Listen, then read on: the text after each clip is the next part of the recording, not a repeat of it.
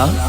ए Bobby राज करे लगबू तू दुनिया को। अच्छा बोल बोल बोल दुनिया को।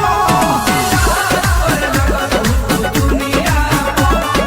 बोल बोल बोल दुनिया को। जैसे जैसे बोलो बोलो जैसे जैसे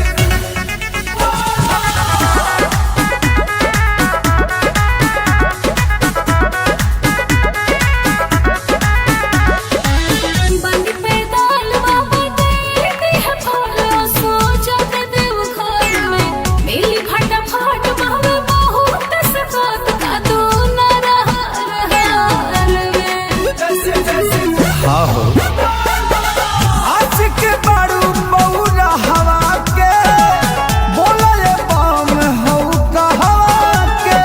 का करवा जानते बता द रिक्स।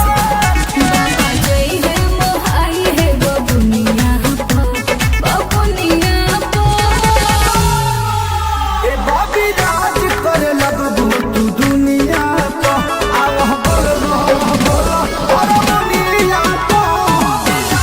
करे लगबू तू दुनिया को। आव बोल बोल बोल दुनिया को।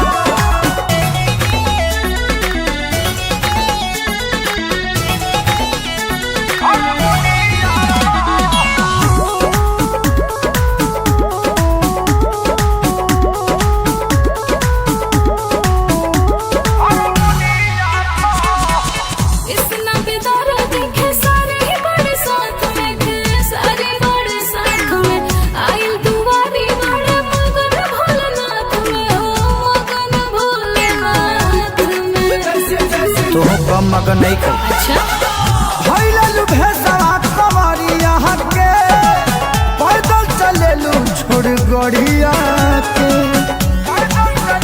ले ला